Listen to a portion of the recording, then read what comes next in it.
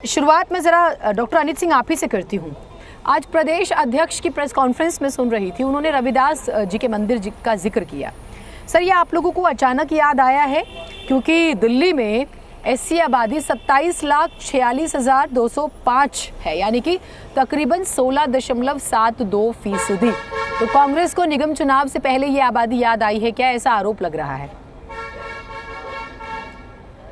आरोप कोई कुछ भी लगाए, जो हमारे स्टैंड है वो हम आपको बताना चाहते हैं। इसके पहले भी लोग, जब हम पूर्वांचलियों की बात कर रहे थे तो लोगों ने इसी तरीके से आंकड़े दिए थे कि 45 लाख उनकी पॉपुलेशन है और हम जो छठ घाट और यमुना की सफाई का लिए आंदोलन कर रहे हैं।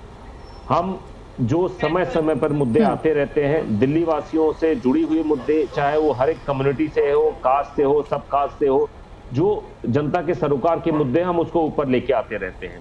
रविदास जी के मंदिर की जिसकी आप बात कर रही हैं, ये करीब ये मैटर 1 साल हो चुका है और वहां पे जहां पे ये रविदास जी का मंदिर तोड़ा गया था, वहां पे भी हमारे चौधरी अनिल जी खुद, उनकी पर्सनल प्रेजेंस है, उनके ट्वीट अगर आप उठा के देखेंगी तो आपको पता लगेगा।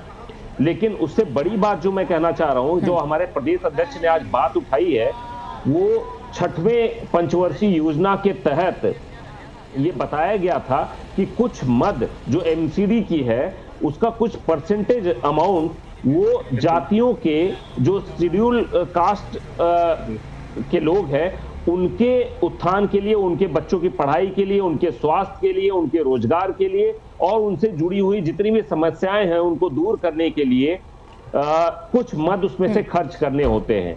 अगर हम उसको कैलकुलेट करें तो वो 1 साल में करीब 2,500 करोड़ बनता है।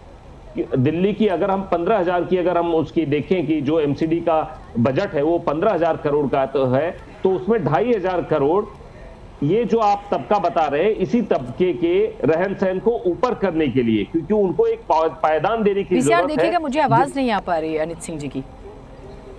पीसीआर एक बार देखिएगा। तो मैं ये कहना चाह रहा था कि उनको एक पायदान देने की जरूरत है कि जिससे वो और बाकी सारे लोगों के साथ एक इक्वल प्लेटफॉर्म पे आए और कंपटीशन में आए।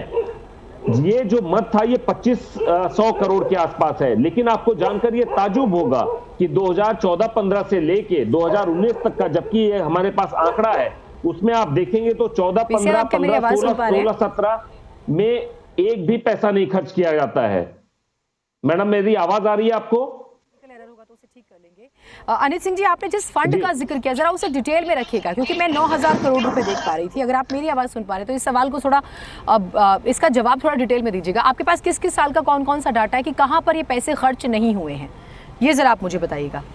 मैं आपको बताऊं, ये जो प्रेस कॉन्फ्रेंस के जरिए चौधरी अनिल जी ने, जो हमारे प्रदेश अध्यक्ष है, उन्होंने आपको बताया होगा कि 2014-15 में जो ये शेड्यूल कास्ट सब प्लान है, इसके तहत जो 6वां पंचवर्षीय योजना था, उसके तहत जो मद है एमसीडी के अंदर, वो शेड्यूल कास्ट के लिए, उनके अपग्रेडेशन के लिए, उनके शिक्षा के लिए, उनके बच्चों के रोजगार के लिए, उनके बेहतर स्वास्थ्य सुविधाओं के लिए जो मद है वो उनके जनसंख्या के अनुपात के हिसाब से है। वो करीब बनता है, अगर हम 15,000 करोड़ का बजट समझिए एमसीडी का, तो उसका 2500 जो करोड़ है वो करीब इसमें खर्च होना चाहिए। लेकिन आपको ये जानकर ताजुब होगा कि 2014-15 में एक भी पैसा नहीं खर्च किया गया, नील।